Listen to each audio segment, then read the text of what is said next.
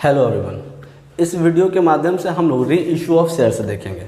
मुझे बताते हुए बहुत खुशी हो रहा है कि हम लोगों ने उससे वैसे स्टूडेंट्स जो CA, CM, CS, CMA foundation कर रहे हैं या क्लास 11th या क्लास 12 कॉमर्स स्ट्रीम से हैं, उन लोगों के लिए एंड्रॉयड ऐप अपने प्ले स्टोर पर हमने डेवलप किया है। ठीक है, जो लोग ऑनलाइन एग्ज़ाम देना चाहते हैं या हमारे डॉक्टर SKC ऑथर के पूरे सॉल्यूशंस को देखना चाहते हैं तो वो हमारे प्ले स्टोर से ऐप को डाउनलोड कर सकते हैं और उसमें एक first time only 1 time subscription ले करके आप हमारे हमारे जो है ऐप पर आप लिंक हो सकते हैं और हमसे ऐड हो सकते हैं। उसमें आपको मिलेगा online exam facility, self study materials, notes भी मिलेंगे और बहुत सारे बेनिफिट्स उसमें मिलने वाले हैं।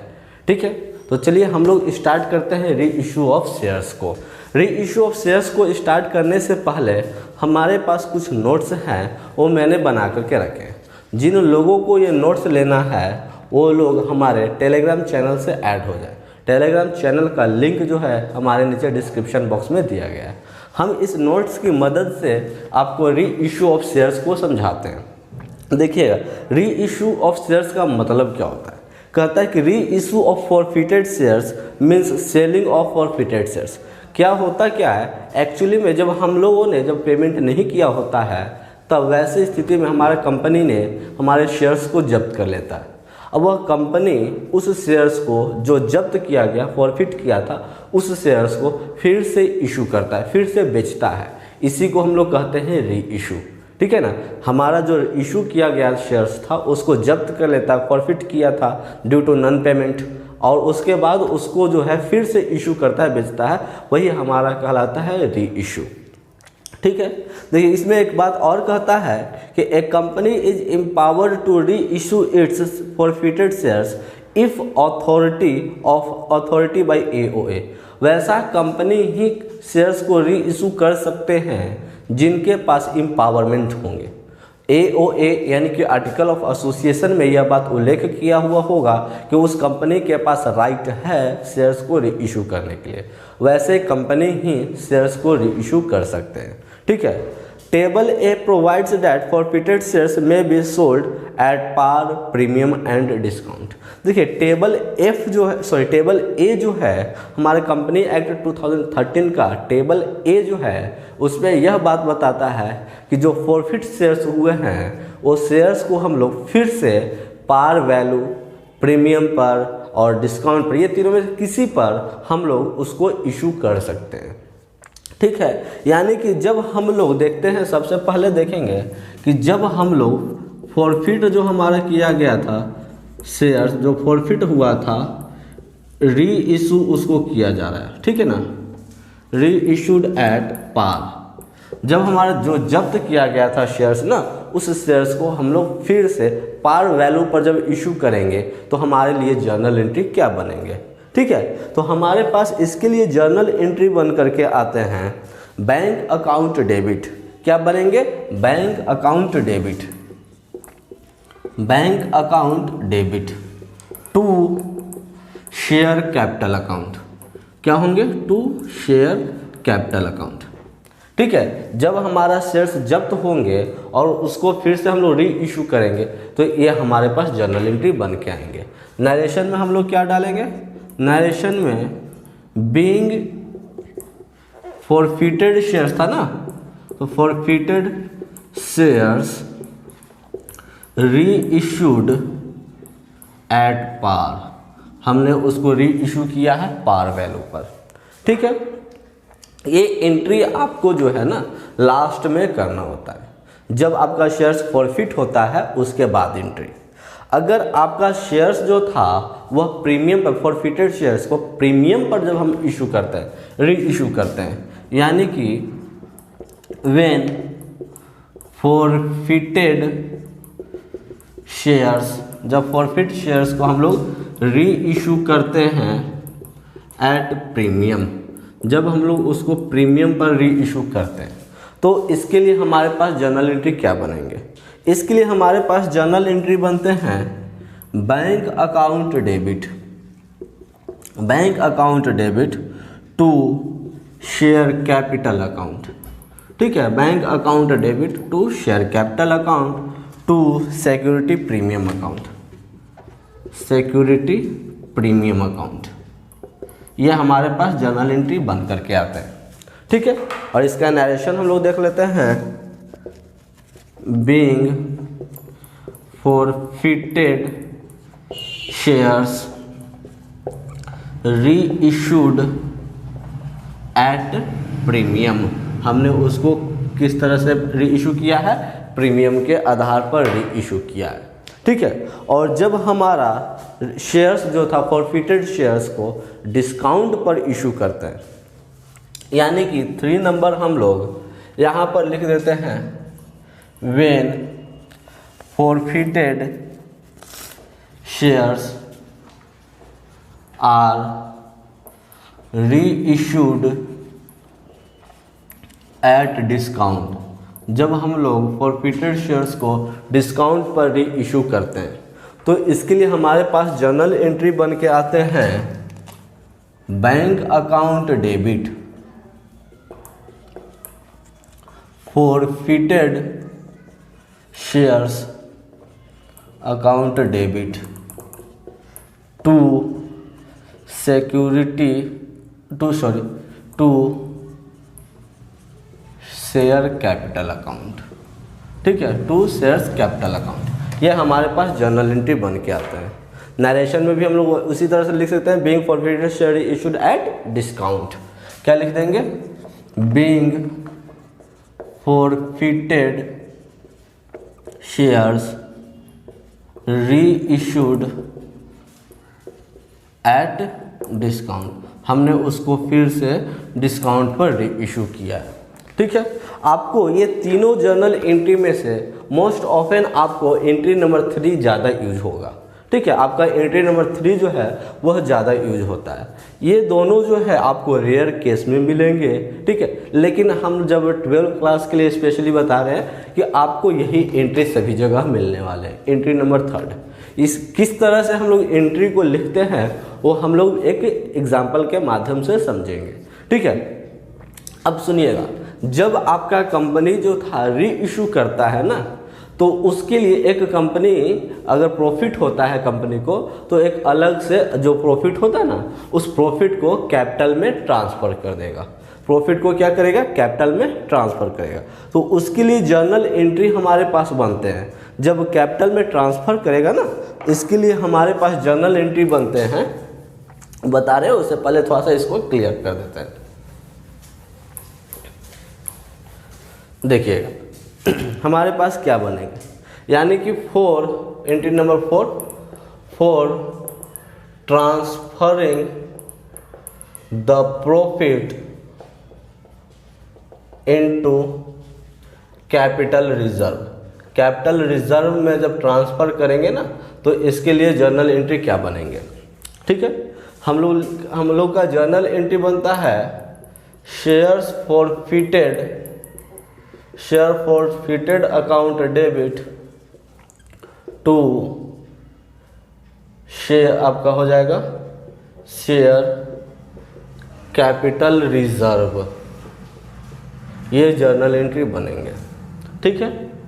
नरेशन में हम लोग डाल देंगे being profit on reissued transferred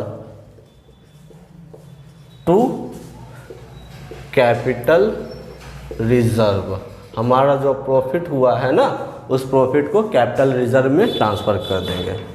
तो अब सवाल यह उठता है कि यह हमारा प्रॉफिट होगा कि लॉस होगा, यह मालूम कैसे चलेगा।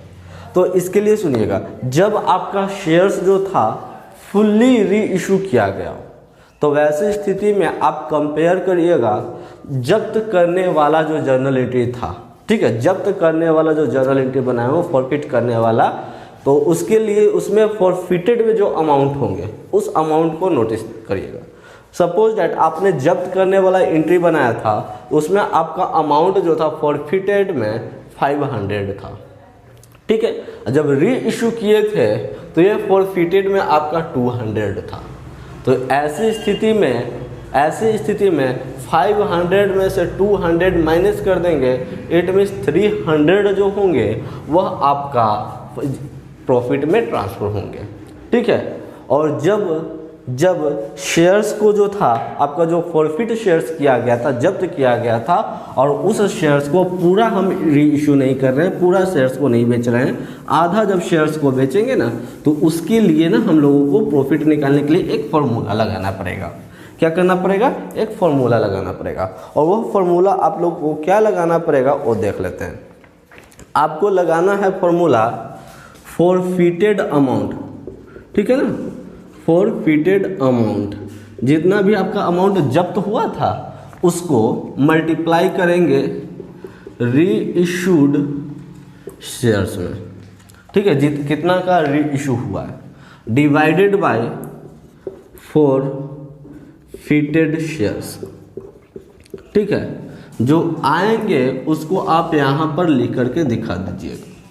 ठीक है, उसके बाद फिर आपको करना है लेस, और लेस में आपका क्या हो जाएगा? लॉस और डिस्काउंट ऑन री इशू ऑफ शेयर्स। ये आपका मिलेगा जो री इशू किए ना फॉरफिटेड के सामने जो अमाउंट होंगे ना, वो अमाउंट को यहाँ पर हम लोग लेस कर देंगे। ठीक है, आफ्टर दैट जो भी बचेगा हमारे पास जो आएगा, ठीक है, जो भी आएगा यह हमारा प्रॉफिट होगा, और यही प्रॉफिट को हम लोग इसमें ट्रांसफ़र कर देंगे। ये आपके लिए था जर्नल एंट्री। अब इसको हम लोग एक्सरसाइज के माध्यम से समझेंगे। ठीक है, चलिए अब हम लोग क्वेश्चन नंबर 7 की तरफ चलते हैं। अभी तक हम लोगों ने थ्योरी देखा, अब उसी के आधार पर हम लोग प्रैक्टिकल देखते हैं। क्वेश्चन नंबर 7 को बनाने से पहले हमने बोर्ड पर फॉर्मेट को तैयार करके रखें। हमारा क्वेश्चन नंबर 7 में कहता है कि x limited invited application for issuing 10,000 equity shares of 100 rupees each eight A premium of 100 rupees पर share.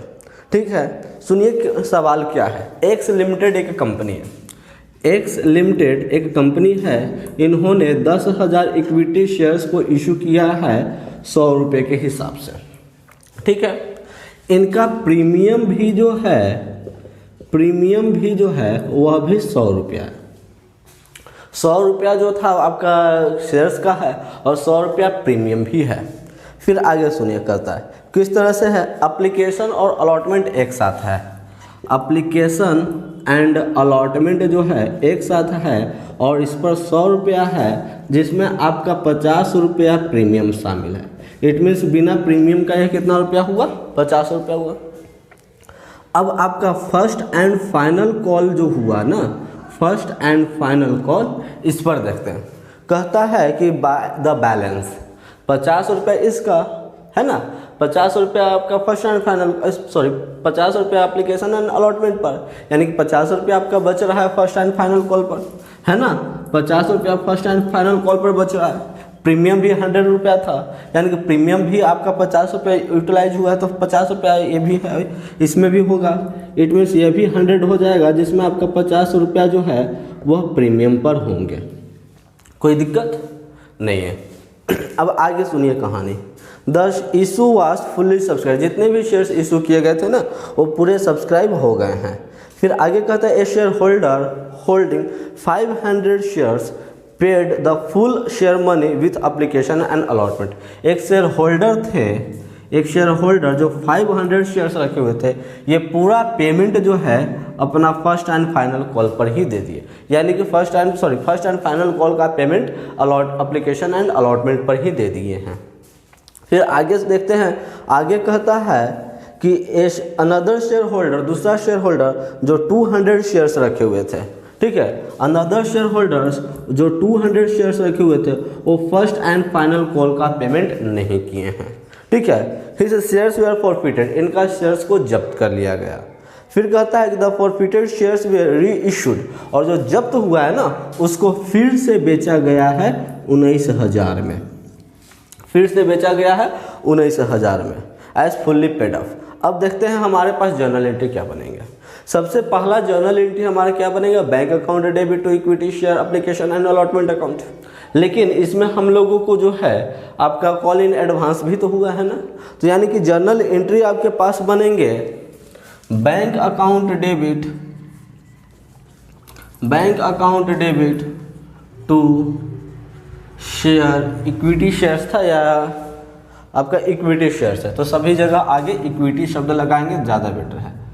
To equity shares application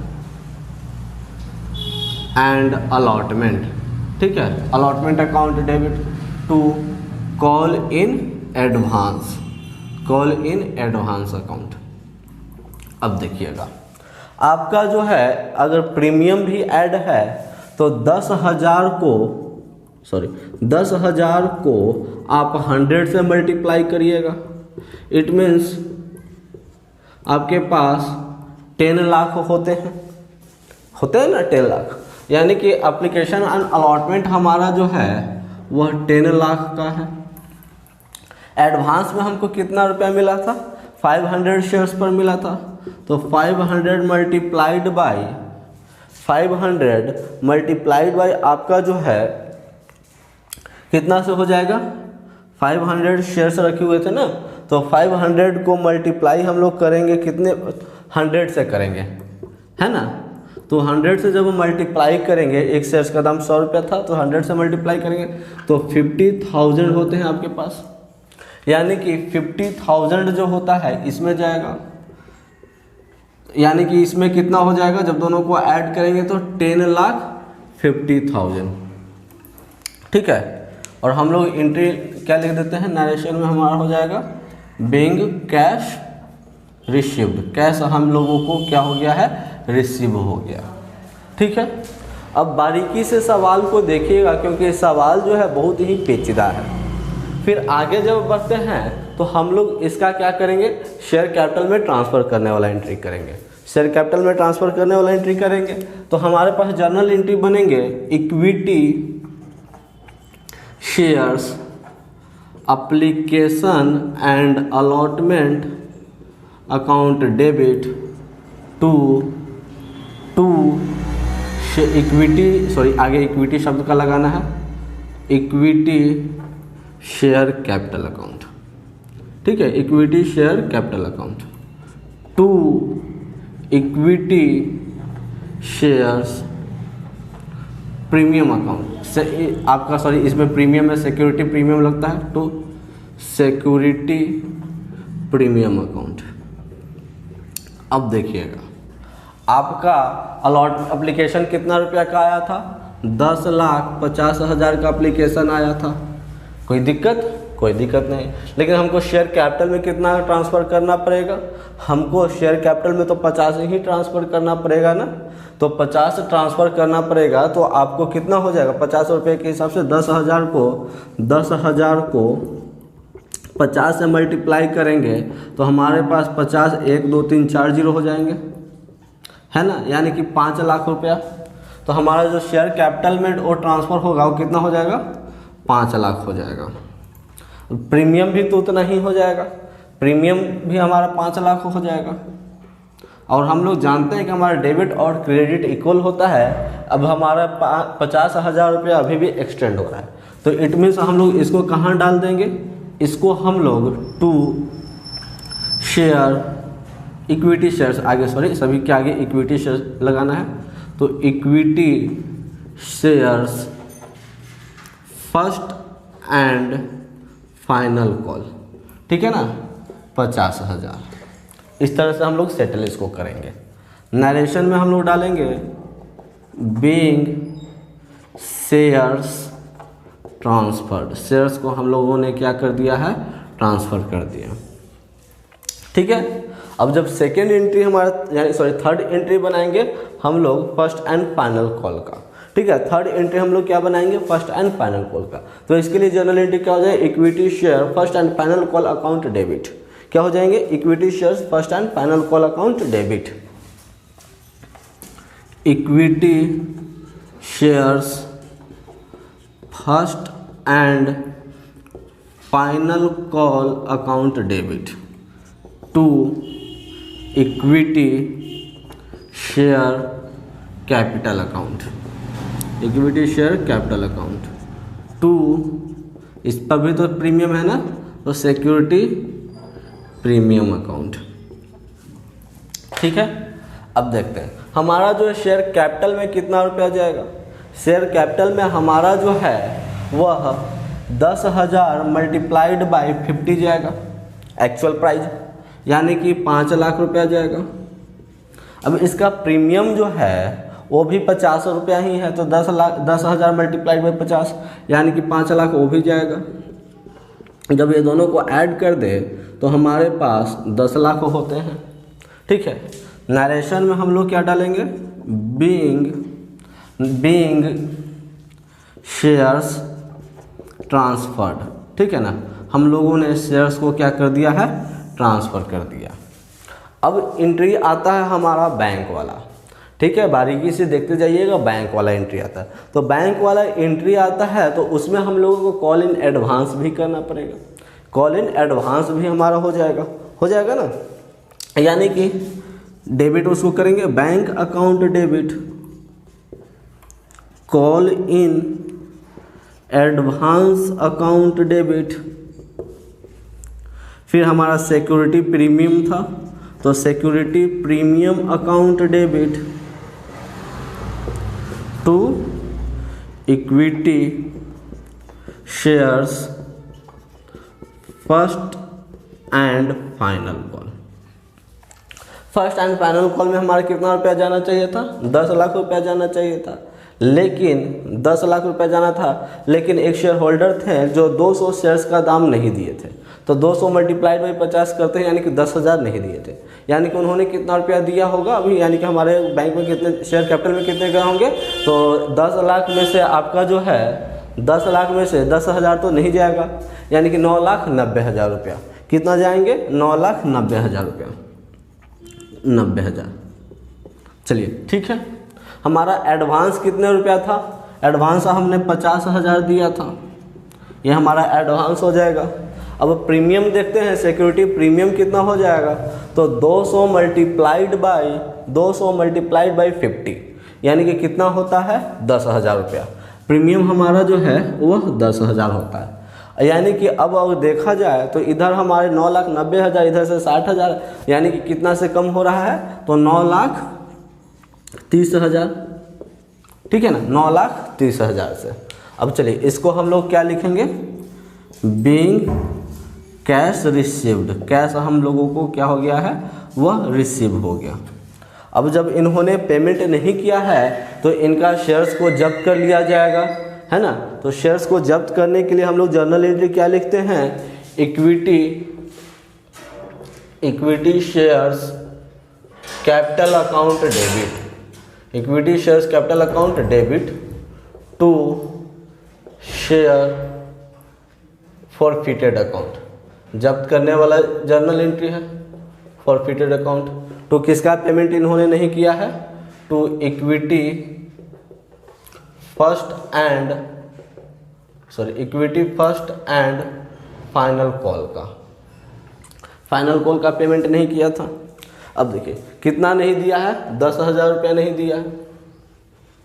चलिए कोई दिक्कत, तो इन्होंने दिया कितना होगा, इन्होंने 10,000 रुपया नहीं दिया है, तो 200 शेयर्स के दाम से लेकर के चलेंगे ना, तो 200 शेयर्स था, इस पर तो इन्होंने दिया नहीं, यानी कि दिया होगा कितना पर दिया होगा, इस पर दिए होंगे, फर्स्ट एप्लीकेशन एंड अलॉटमेंट पर दिए होंगे।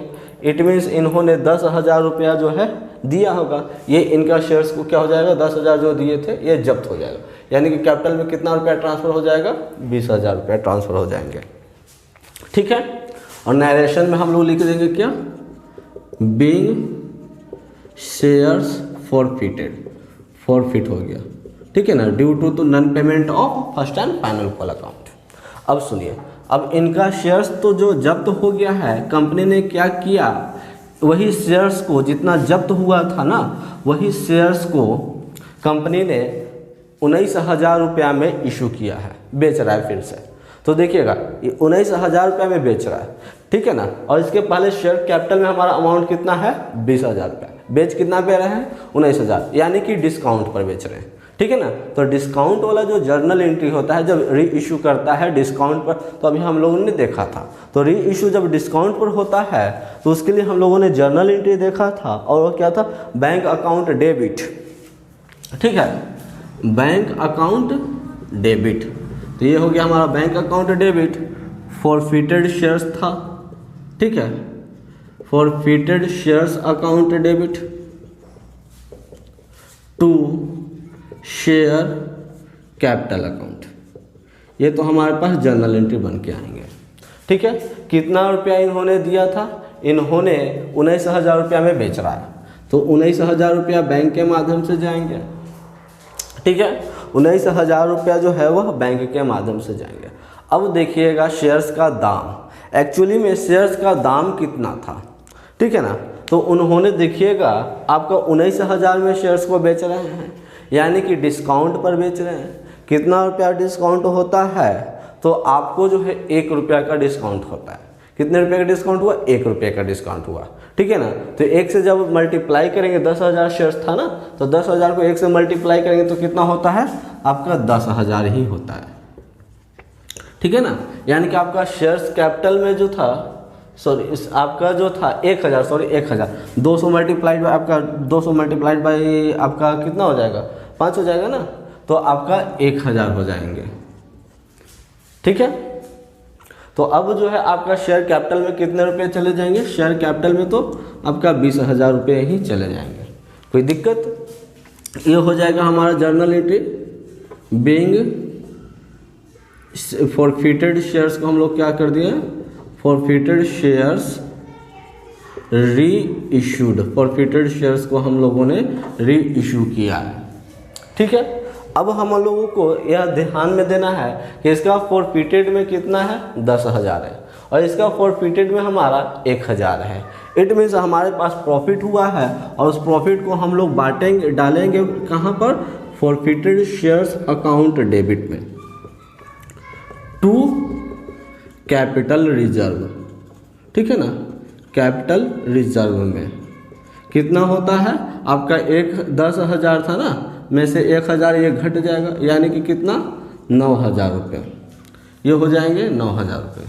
ठीक है, इस तरह से हमारा क्वेश्चन नंबर 7 जो है वह कंप्लीट होता है। चलिएगा अब हम लोग क्वेश्चन नंबर 8A की तरफ चलते हैं। क्वेश्चन नंबर 8A में हमारा कहता है कि the Western Limited issued a prospectus offering 10,000 equity shares of 10 rupees each at par payable as follows. On application and allotment 2 rupees, on first call 4 rupees and final call 4 rupees.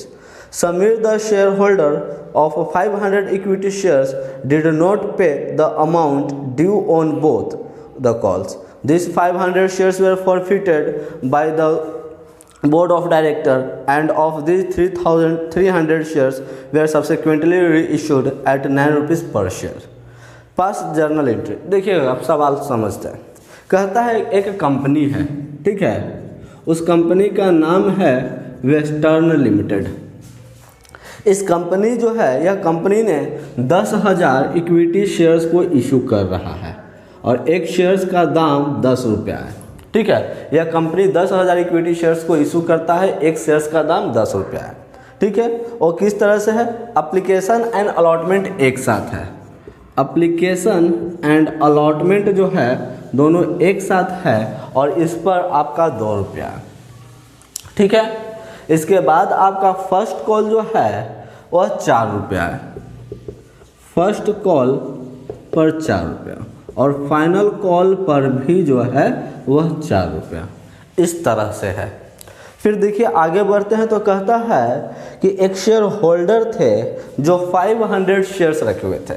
एक share holders जो 500 shares रखे हुए थे, उन्होंने first and final call का payment नहीं किया है। ठीक है, एक शेयर होल्डर्स थे जो 500 शेयर्स रखे हुए थे, वो फर्स्ट एंड फाइनल कॉल का पेमेंट नहीं किया है। This 500 shares were forfeited by the board of director, और ये 500 शेयर्स को बोर्ड ऑफ डायरेक्टर ने फॉरफिट कर लिया, यानी कि जब्त कर लिया। ठीक है, out of this 300 shares way subsequently issued, और जिसमें से 500 शेयर्स में से सिर्फ 300 शेयर्स को कंपनी ने फिर से री इशू किया है एट द रेट ऑफ एक शेयर्स का दाम 9 रुपया। ठीक है, एक शेयर्स का दाम 9 रुपया। और इस स्पीड से जो था, इस हिसाब से कंपनी ने जो 500 शेयर्स में से 300 शेयर्स को री इशू किया है। ठीक है, तो चलिए इसके लिए हम लोगों को जर्नल एंट्री बनाना है। तो सबसे पहला हमारा जर्नल एंट्री क्या बनता है, bank account debit to share capital, sorry bank account debit to share application and allotment account, यही बनेंगे ना। इक्विटी है इसीलिए हम लोग इक्विटी लगा देंगे, यानी कि क्या हो जाएगा हमारा बैंक अकाउंट डेबिट, ठीक है, bank account debit to equity share application and allotment account. ठीक है ना, अलॉटमेंट अकाउंट। अमाउंट हमारा कितना चला जाएगा, तो आपका अमाउंट जो है वह 10,000 है ना। तो 10,000 शेयर्स को 2 से एप्लीकेशन एंड अलॉटमेंट पर 2 है, 2 से मल्टीप्लाई करेंगे यानी कि हमारे पास 20,000 होता है। कितने होते हैं, 20,000 होते हैं। ठीक है, नरेशन में हम लोग लिख देंगे बीइंग कैश रिसीव्ड। चलिए अब इसको हम लोग कहाँ ट्रांसफ़र करेंगे, इसको हम लोग शेयर कैपिटल में ट्रांसफ़र करेंगे। तो जर्नल एंट्री हमारा क्या बन जाएगा, यही जर्नल एंट्री को रिपीट कर देंगे, equity share application and allotment account debit. अब थोड़ा सा चेंजेस करते हुए to equity share capital account. ठीक है, अमाउंट में हमारा तो यही 20,000 चला जाएगा। और हम लोग अब नरेशन लिखेंगे, तो नरेशन हमारा हो जाएगा बीइंग शेयर्स को हमने क्या कर दिया है, ट्रांसफर कर दिया। तो बीइंग शेयर्स को हमने ट्रांसफ़र कर दिया है टू शेयर कैपिटल अकाउंट में। कोई दिक्कत नहीं होना चाहिए। अब सुनिए, अब आगे जो है हम लोग फर्स्ट कॉल को इशू करेंगे, है ना। तो फर्स्ट कॉल को जब हम लोग इशू करेंगे तो शेयर कैपिटल में उसको ट्रांसफ़र करेंगे सबसे पहले। तो हमारे पास जर्नल एंट्री होंगे equity shares first call account debit to equity share capital account. कितना है, 10,000 को 4 से मल्टीप्लाई करेंगे, इट मीन्स 40,000। नरेशन में हम लोग डालेंगे बीइंग शेयर्स ट्रांसफर्ड। शेयर्स को क्या हो गया है, हमने ट्रांसफ़र कर दिया। कोई दिक्कत। अब इसका हम लोग बैंक वाला एंट्री करेंगे। तो ध्यान में रहे कि बैंक वाला एंट्री में जो है हमारा फुल्ली अमाउंट नहीं जाएगा। ठीक है, तो बैंक वाला एंट्री में हमारा फुल्ली अमाउंट नहीं जाएगा, क्योंकि कुछ का शेयर्स का पेमेंट हम एक कंपनी शेयर होल्डर्स ने नहीं किया था। चलिए, एंट्री हमारा बनता है bank account debit to equity shares first call account. Amount कितना, 40,000 रुपया तो हमको लेना था, लेकिन 500 शेयर्स पर हमको जो है नहीं मिला है। तो यानी कि कितना रुपया नहीं मिला हमको, 2000 शेयर्स हमको 2000 शेयर्स का दाम नहीं मिला, यानी कि 2,000 रुपया हमको नहीं मिला। तो हमको कितना रुपया मिल गया, 38,000 रुपया मिल गया। 40,000 रुपया में से 2,000 रुपया घटा देंगे तो 38,000 रुपया मिल गया। नरेशन में डाल देंगे बीइंग कैश रिसीव्ड, कैश हमें रिसीव हो गया। अब इसी तरह से हम लोग फाइनल कॉल के लिए भी काम करेंगे। तो फाइनल कॉल के लिए भी हम लोग लिखेंगे, फाइनल कॉल के लिए भी हम लोग लिखेंगे equity shares final call account debit to equity shares capital account. Amount में तो इसमें भी हो जाएगा 40,000, क्योंकि उस पर भी हमारा 4 ही रुपया था। नरेशन में हम लोग डाल देंगे बीइंग शेयर्स ट्रांसफ़र, शेयर्स को हमने क्या कर दिया है, ट्रांसफ़र कर दिया। ठीक है, अब इसका पेमेंट वाला एंट्री करेंगे, तो पेमेंट वाला एंट्री हो जाएगा हमारा bank account debit to equity shares final call account. ठीक है ना, इस पर भी हमारा यही हो जाएगा 38,000 रुपये। ठीक है, नरेशन में बिंग कैश रिसिप्ट, ये 38,000 रुपया कहाँ से आया ये आप लोगों को मालूम होगा। इस पर भी जो था फर्स्ट फाइनल कॉल पर भी पेमेंट नहीं किया था, तो 500 मल्टीप्लाइड बाई 4 यानी कि 2000 नहीं पेमेंट किया है, तो इट मीन्स 40,000 हमको लेना था, जिसमें से 2000 हमको पेमेंट नहीं मिला है, 2000 हमें पेमेंट नहीं मिला है, तो इट मीन्स हमें जो है वह कितना पेमेंट मिल गया, हमें 38,000 पेमेंट मिला है। ठीक है, अब आगे फिर देखते हैं, तो कहता है कि कंपनी ने इस शेयर्स को फॉरफिट कर लिया है। तो हमारा जो जब्त हो गया है उसके लिए जर्नल एंट्री क्या बनेगा, जो फॉरफिट हुआ है तो उसके लिए हमारा जर्नल एंट्री होता है आपका share capital account debit, share capital account debit to जब्त करने का share forfeited account, forfeited account to share, किस पर पेमेंट नहीं किया है, फर्स्ट कॉल पर नहीं किया था, फर्स्ट कॉल अकाउंट, और किस पर नहीं दिया है, फाइनल कॉल पर नहीं दिया था, तो टू फाइनल कॉल अकाउंट। ये तो हमारे पास जर्नल एंट्री बन करके आते हैं। ये तो हो गया हमारा जर्नल एंट्री। अब इसका अमाउंट कैलकुलेशन देखते हैं, तो हम लोग फर्स्ट कॉल पर कितना रुपया नहीं दिए थे, फर्स्ट कॉल पर हमने जो है 2000 रुपया नहीं दिया, तो फर्स्ट कॉल के सामने 2000 डाल देते हैं। फाइनल कॉल पर हमने कितना रुपया नहीं दिया, फाइनल कॉल पर भी हमने 2000 रुपया नहीं दिया है। ठीक है, अब देखिएगा ये 500 शेयर्स का जो था, ठीक है, जो हमने नहीं पेमेंट किया है, तो किस पे आखिर हमने पेमेंट किया, जिस पे पेमेंट किया वहीं पे हमारा जब्त हो जाएगा ना। तो ये दोनों पर तो हमने पेमेंट नहीं किया, इट मीन्स हमने एप्लीकेशन एंड अलॉटमेंट पर पेमेंट किया, यानी कि कितना रुपया हमने दिया होगा, 1000 रुपया दिए होंगे, और ये 1000 रुपया हमारा क्या हो जाएगा, जब्त हो जाएगा। जब ये तीनों को ऐड करते हैं तो हमारे पास जो है वह 5000 होते हैं, यानी कि शेयर कैपिटल में 5000 जाएगा। और अब हम लोग नरेशन लिखेंगे, बिंग शेयर्स फॉरफिटेड, शेयर्स को क्या कर लिया गया है, जब्त कर लिया गया।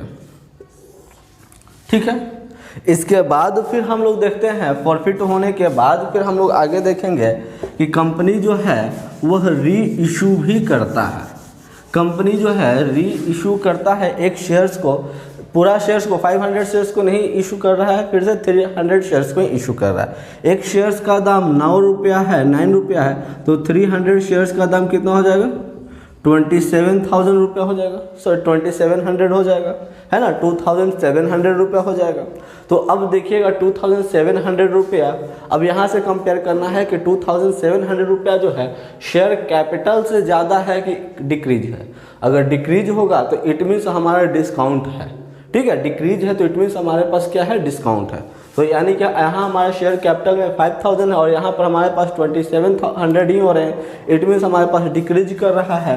तो डिक्रीज करने की केस में जब हमारे डिस्काउंट पर हम लोग इशू करते हैं, री इशू करते हैं, तो हमारा जर्नल एंट्री होता है bank account debit forfeited shares account debit to share capital account. ठीक है, शेयर कैपिटल अकाउंट। अब देखिएगा अमाउंट आपका बैंक में कितना रुपया चला जाएगा, 2700 रुपया चला जाएगा। ठीक है, अब सुनिएगा, पहले से शेयर्स का दाम कितना था, एक शेयर्स का दाम पहले से 10 रुपीज़ था, अब शेयर्स का दाम, एक शेयर्स का दाम कितना है, 9 रुपीज़ है, यानी कि 1 रुपया हमारा डिस्काउंट है। तो 300 मल्टीप्लाइड बाई 1 कितना हो जाएंगे, 300 हो जाएंगे। ठीक है, अब ये दोनों को ऐड करते हैं तो हमारा जो है ये ऑर्डर कॉलम हम इसको दिखा देंगे, ये हो जाएगा हमारा एंट्री।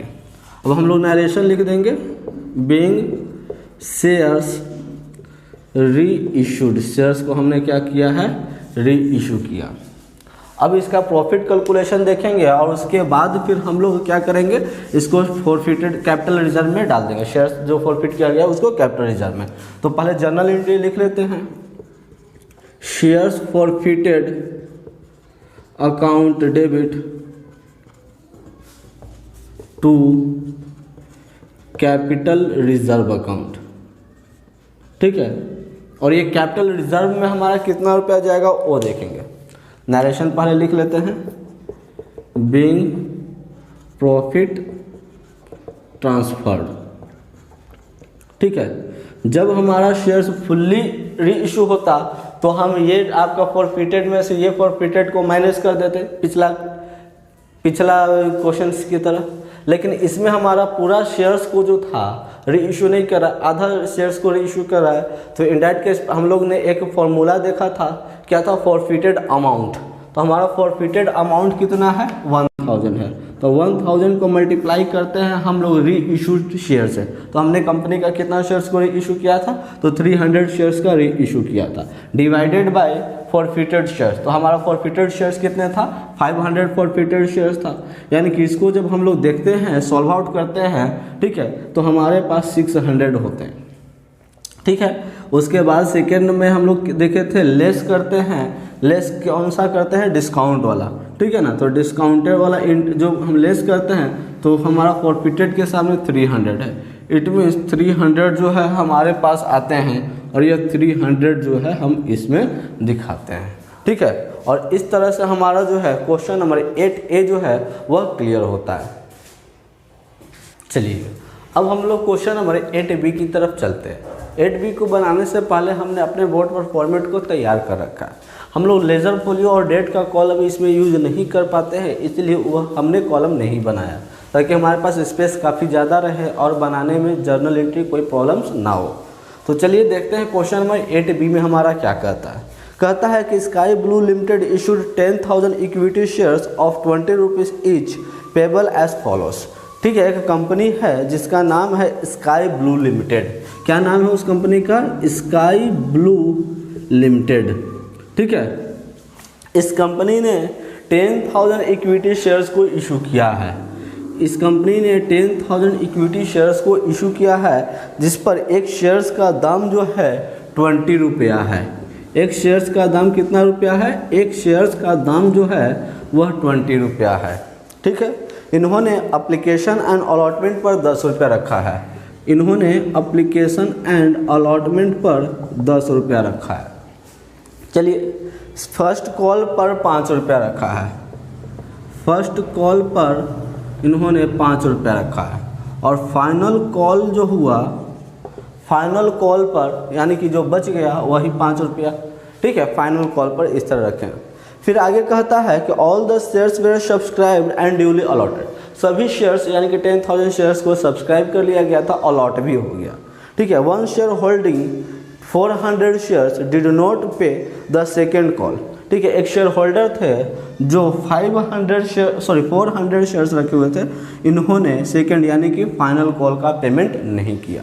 ठीक है, उसके बाद फिर कहता है, उसके बाद आगे सुनिए, कहता है कि वी आर ड्यूली फॉरफिटेड, और इनका शेयर्स को फॉरफिट कर लिया गया था, और 300 ऑफ विच वेर री इशूड, इसमें से 300 शेयर्स को री इशू किया गया और एक शेयर का दाम जो है वह रखा गया 16 रुपया।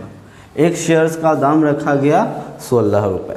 ठीक है, तो पास द नेसेसरी जर्नल एंट्री, आपको कहता है नेसेसरी जर्नल एंट्री बनाने के लिए। चलिए, तो क्या कोई दिक्कत नहीं है। सबसे पहले हम लोग एप्लीकेशन एंड अलॉटमेंट का एंट्री करेंगे। तो हमारा सबसे पहला एंट्री होता है bank account debit to equity, equity है तो share application and allotment account. ठीक है, एप्लीकेशन एंड अलॉटमेंट अकाउंट। 10,000 को 10 से मल्टीप्लाई करेंगे तो हमारे पास 1 लाख होते हैं। ये हो गया हमारे पास 1 लाख। कोई दिक्कत? नरेशन में हम लोग लिखेंगे बीइंग कैश रिसीव्ड, हमें कैश जो है वह रिसीव हो गया है। ठीक है, और एंट्री नंबर 2 में हम लोग इसी का अपोजिट एंट्री करेंगे, यानी कि equity shares application and allotment account debit to, थोड़ा सा स्लाइटली चेंज हो जाएगा हमारा, इक्विटी शेयर्स कैपिटल अकाउंट। हम लोग इसको कैपिटल में ट्रांसफ़र कर देंगे। अमाउंट हो जाएगा 1 लाख, ठीक है ना। जो अमाउंट में तो कोई चेंजेस नहीं होंगे। नरेशन में हम लोग लिख देते हैं बीइंग शेयर्स ट्रांसफ़र। शेयर्स को हमने क्या कर दिया है, ट्रांसफ़र कर दिया है। कहाँ किया है, शेयर कैपिटल में हमने शेयर्स को ट्रांसफ़र कर दिया। इसके बाद फिर हमारा जो है फर्स्ट कॉल के लिए बनेगा। तो फर्स्ट कॉल के लिए हम लोग लिखेंगे equity shares first call account debit. Equity shares first call account debit to क्या हो जाएगा हमारा, इक्विटी शेयर कैपिटल अकाउंट, ठीक है, equity share capital account. Amount देखते हैं तो 10,000 को 5 से मल्टीप्लाई करेंगे, यानी कि हमारे पास जो है वह 50,000 होते हैं। कितने होंगे, 50,000 होंगे।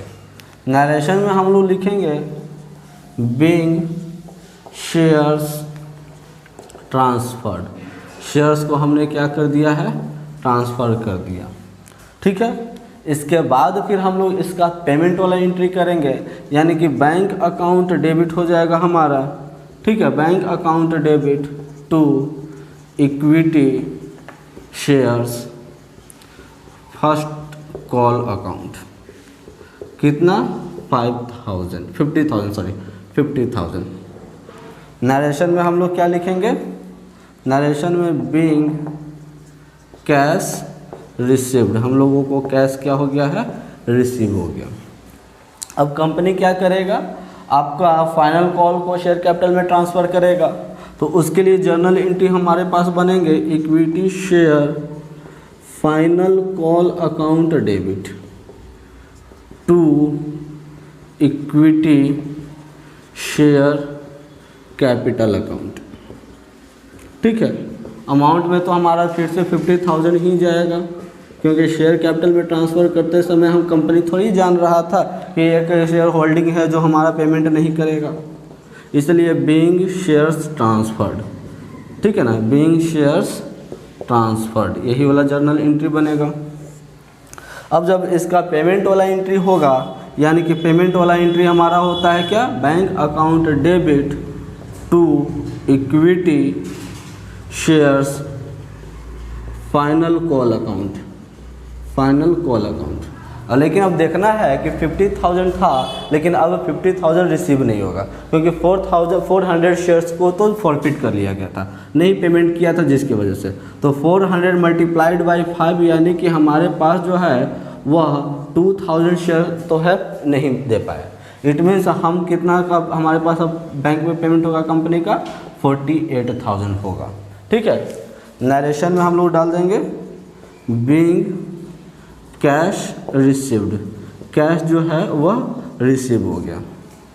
अब सुनिए कहानी, कंपनी क्या करेगा, कंपनी तो अब पेमेंट नहीं किया है तो फॉरफिट करेगा। तो जब्त करने वाला जर्नल एंट्री हमारे पास होते हैं, जब्त करने वाला हमारे पास जो जर्नल एंट्री बनते हैं वह यह होता है equity share capital account debit, equity share capital account debit to share equity shares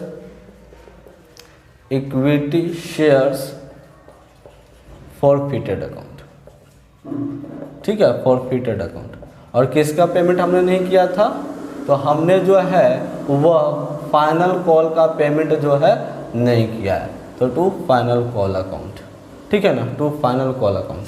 चलिएगा, फाइनल कॉल पर हमने कितना रुपया नहीं दिया था, तो फाइनल कॉल पर हमने 2,000 रुपया नहीं दिया है, 2,000 रुपया हमने जो है फाइनल कॉल पर नहीं दिया। अब देखते हैं, तो ये हमारा जो 400 है इसका पेमेंट A15 पर हुआ होगा, यानी कि कितना होता है हमारा जो है वह 6,000 होता है। 6,000 हमने पेमेंट किया होगा, यही मेरा जब्त हो जाएगा, है ना। तो ये हो जाएगा हमारा 6,000। जब ये दोनों को ऐड कर दे तो हमारे पास होते हैं 8,000। यह हमारे पास जब्त करने वाला जर्नल एंट्री हो गया। नरेशन में लिख देंगे क्या, बीइंग शेयर्स फॉरफिटेड। शेयर्स को हमने क्या कर लिया है, फॉरफिट कर लिया, जब्त कर लिया, due to non payment of final call. अब कंपनी क्या करेगा, इस शेयर्स को री इशू करेगा। कंपनी क्या करेगा, शेयर्स को री इशू करेगा।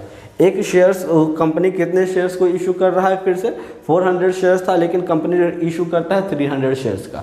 एक शेयर्स का दाम उन्होंने 16 रुपये रखा है, यानी कि 16 को 300 से मल्टीप्लाई करेंगे तो हमारे पास जो है 48 होता है, 4800 होता है। ठीक है, हमारे पास 4800 होता है। लेकिन जब देखा जाए तो हम लोग पहले क्या करते हैं, जब मल्टीप्लाई करने के बाद देखते हैं कि इसका शेयर कैपिटल में कितना रुपया।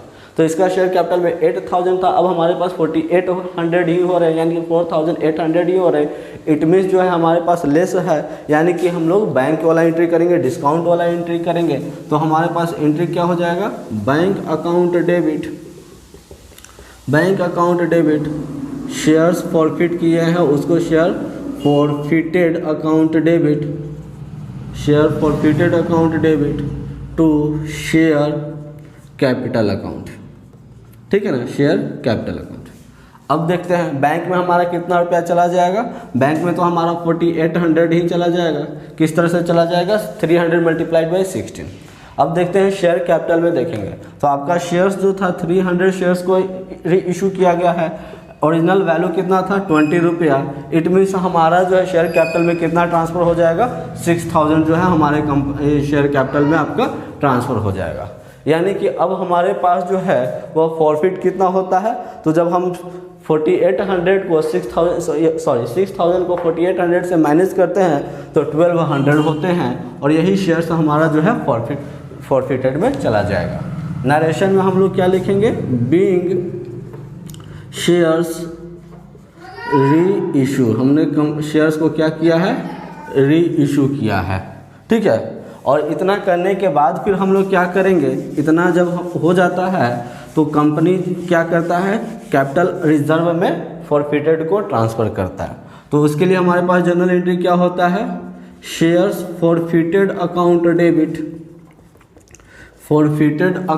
Debit to capital reserve. ठीक है, टू कैपिटल रिजर्व। अब इसका अमाउंट देखते हैं। पहले अमाउंट देखने से पहले नरेशन लिख देते हैं, बीइंग प्रॉफिट ट्रांसफर्ड, कहाँ ट्रांसफ़र हो गया है, टू शेयर कैपिटल रिजर्व में हमारा ट्रांसफ़र हो गया। अमाउंट देखते हैं, हमारा इसमें भी वही स्थिति है कि फुल्ली जो था री इशू नहीं किया था, है ना। 400 शेयर्स रखा था, 400 शेयर्स को फॉरफिट किया गया था, जिसमें से कंपनी ने कितना शेयर्स को री इशू किया है, 300 शेयर्स को री इशू किया है। तो सबसे पहले हम लोग क्या लिखेंगे, फॉरफिटेड अमाउंट। तो फॉरफिटेड अमाउंट में हमारा जो है वह 6000 है। ठीक है, री इशू कितना किया है, 300 किया है, डिवाइडेड बाई 400। तो हमारे पास जो है वह जब ये करेंगे तो 4500 होते हैं। इसको जब सॉल्व करेंगे तो 4500 होते हैं।